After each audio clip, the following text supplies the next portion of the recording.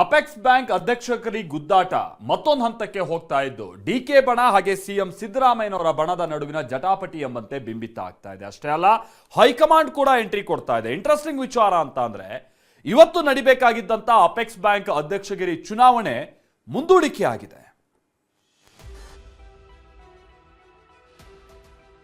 ನಮ್ದೇ ಸರ್ಕಾರ ಇದೆ, ಒಂದು ಒಮ್ಮತ ಬರ್ಲಿಕ್ಕೆ ಸಾಧ್ಯ ಆಗಲಿಲ್ವ? ನಾವು ಪಕ್ಷದ ಮುಖಂಡರುಗಳಿಗೆ ಸರ್ಕಾರ ಇದ್ರೂ ಕಾಣದ ಕೈಗಳು ಬಹಳ ಅಷ್ಟು ನಡೆದಿದೆ. ಇಲ್ಲಿ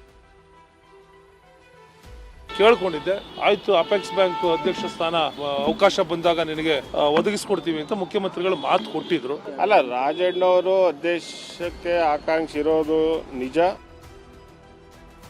ಅಪೆಕ್ಸ್ ಬ್ಯಾಂಕ್ ಅಧ್ಯಕ್ಷ ಚುನಾವಣೆ ಸಿಎಂ ಸಿದ್ದರಾಮಯ್ಯ ಹಾಗೂ ಡಿಸಿಎಂ ಡಿಕೆ ಬಣದ ಪ್ರತಿಷ್ಠೆಯ ವಿಚಾರ ಆಗಿದೆ.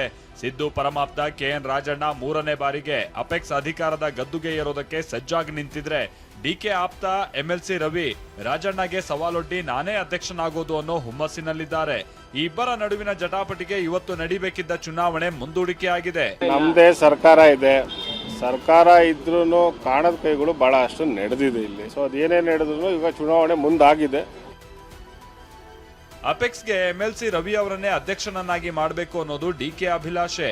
ಹೀಗಾಗಿ ಈ ಹಿಂದೆಯೂ ರಾಜಣ್ಣ ಅವರ ಮನವೊಲಿಸುವ ಯತ್ನ ಮಾಡಿದ್ದರು. ಆದ್ರೆ ಇದ್ಯಾವುದೂ ಸಫಲ ಆಗಿಲ್ಲ. ವಿಷಯ ಅಂದ್ರೆ ಒಟ್ಟು 21 ನಿರ್ದೇಶಕ ಸ್ಥಾನ ಇದೆ.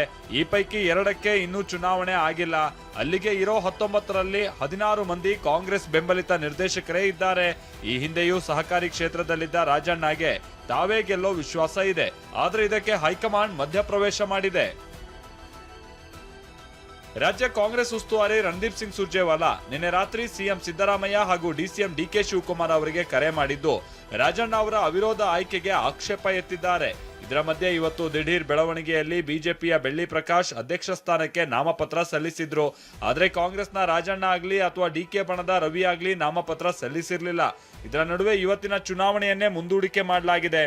ಆದ್ರೆ ಈ ಬೆಳವಣಿಗೆಗೆ ರಾಜಣ್ಣ ಅವರ ಪುತ್ರ ರಾಜೇಂದ್ರ ಖಾರವಾಗಿ ಪ್ರತಿಕ್ರಿಯಿಸಿದ್ದಾರೆ. ನಮ್ದೇ ಸರ್ಕಾರ ಇದೆ, ಸರ್ಕಾರ ಇದ್ರೂ ಕಾಣದ ಕೈಗಳು ಬಹಳ ಅಷ್ಟು ನಡೆದಿದೆ ಇಲ್ಲಿ. ಆಯ್ತೇನಪ್ಪ. ಸೊ ಅದೇನೇ ನಡೆದ್ರು ಈಗ ಚುನಾವಣೆ ಮುಂದಾಗಿದೆ. ಮುಂದಿನ ದಿನಾಂಕ ಯಾವತ್ತು ದಿನಾಂಕ ನಿಗದಿಪಡುತ್ತಾರೆ ಅವತ್ತು ಚುನಾವಣೆ ಆಗುತ್ತೆ.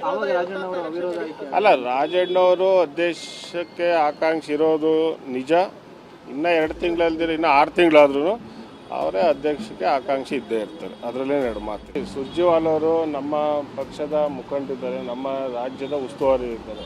ಸೊ ಅದರಿಂದ ಅವರು ಈ ಕೋಆಪರೇಷನ್ ವಿಚಾರ ಅಂತ ಬಂದಾಗ ಸ್ವಲ್ಪ ಅವ್ರಿಗಿನ್ನ ಮಾಹಿತಿ ಕಡಿಮೆ ಅಂತ ಅನ್ಕೊಂತೀವಿ ಸುರ್ಜೇವಾಲಾ ಅವರು. ಯಾಕಂದರೆ ಇಲ್ಲೇನು ಯಾವುದು ಪಕ್ಷವಾಗಿ ನಡೆಯುವಂಥದ್ದಲ್ಲ.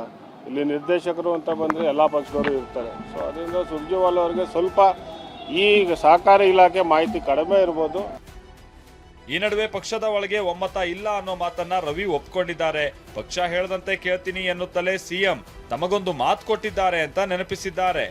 ಒಂದು ಒಮ್ಮತ ಬರ್ಲಿಕ್ಕೆ ಸಾಧ್ಯ ಆಗಲಿಲ್ವ? ನಾವು ಪಕ್ಷದ ಮುಖಂಡರುಗಳಿಗೆ ಸಹಜವಾಗಿ ಸ್ವಲ್ಪ ಮುಂದಿನ ದಿನಗಳಲ್ಲಿ ಕುಳಿತು ಪರಿಶೀಲನೆ ಮಾಡಿ ಮತ್ತಷ್ಟು ಅಧಿವೇಶನ ನಡೀತಾ ಇದೆ. ಅಧಿವೇಶನ ನಡೀತಾ ಇರತಕ್ಕಂಥ ಸಂದರ್ಭದಲ್ಲಿ ಚುನಾವಣೆ ನಿಗದಿ ಆಗಿರೋದ್ರಿಂದ ಪಕ್ಷಕ್ಕೆ ಮತ್ತು ಮುಖಂಡರುಗಳಿಗೆ ಕುಳಿತು ಇದನ್ನ ಸಾಕಷ್ಟು ಚರ್ಚೆ ಮಾಡಿ ಎಲ್ಲರನ್ನ ವಿಶ್ವಾಸಕ್ಕೆ ತೆಗೆದುಕೊಂಡು ನಿರ್ಧಾರ ಪ್ರಕಟ ಮಾಡಲಿಕ್ಕೆ ಸಾಧ್ಯ ಆಗಲಿಲ್ಲ ಅನ್ನೋ ನನ್ನ ಭಾವ. ಕೇಳ್ಕೊಂಡಿದ್ದೆ, ಆಗ ಮಾನ್ಯ ಮುಖ್ಯಮಂತ್ರಿಗಳೇನೆ ಇಲ್ಲ ನೀನು ಕೋಆಪರೇಟಿವ್ ಅಲ್ಲಿ ನೀನು ಕೂಡ ಇರ್ತಕ್ಕಂಥದ್ದು, ಆಯ್ತು ಅಪೆಕ್ಸ್ ಬ್ಯಾಂಕ್ ಅಧ್ಯಕ್ಷ ಸ್ಥಾನ ಅವಕಾಶ ಬಂದಾಗ ನಿನಗೆ ಒದಗಿಸ್ಕೊಡ್ತೀವಿ ಅಂತ ಮುಖ್ಯಮಂತ್ರಿಗಳು ಮಾತು ಕೊಟ್ಟಿದ್ರು. ಅದನ್ನ ನಾನು ಈ ಸಾರಿ ಸಂದರ್ಭದಲ್ಲಿ ಅವ್ರಿಗೆ ನೆನಪಿಸ್ತೆ, ತಮ್ಮ ಮಾತು ಕೊಟ್ಟಿದ್ದೀರಿ, ದಯಮಾಡಿ ಒಂದು ಅವಕಾಶ ಮಾಡಿಕೊಡಿ. ರಾಜಣ್ಣ ಸಚಿವ ಸ್ಥಾನ ಕಳೆದುಕೊಂಡ ಬಳಿಕ ಸಹಕಾರಿ ಕ್ಷೇತ್ರದತ್ತ ಮುಖ ಮಾಡಿದ್ದಾರೆ. ತುಮಕೂರಿನ ಡಿಸಿಸಿ ಬ್ಯಾಂಕ್ ಅಧ್ಯಕ್ಷರಾಗಿ ಅಪೆಕ್ಸ್ ಗದ್ದುಗೆ ಏರೋದಕ್ಕೆ ತಯಾರಿ ನಡೆಸಿದ್ದಾರೆ. ಈ ಮಧ್ಯೆ ಡಿಕೆ ಆಪ್ತ ಬಣ ಹೈಕಮಾಂಡ್ ಮೂಲಕ ಒತ್ತಡ ತಂತ್ರಕ್ಕೆ ಮುಂದಾಗಿರೋದು ಕುತೂಹಲ ಮೂಡಿಸಿದೆ. ಪ್ರಸನ್ನ ಗಾಂವ್ಕರ್, ಟಿವಿ9 ಬೆಂಗಳೂರು.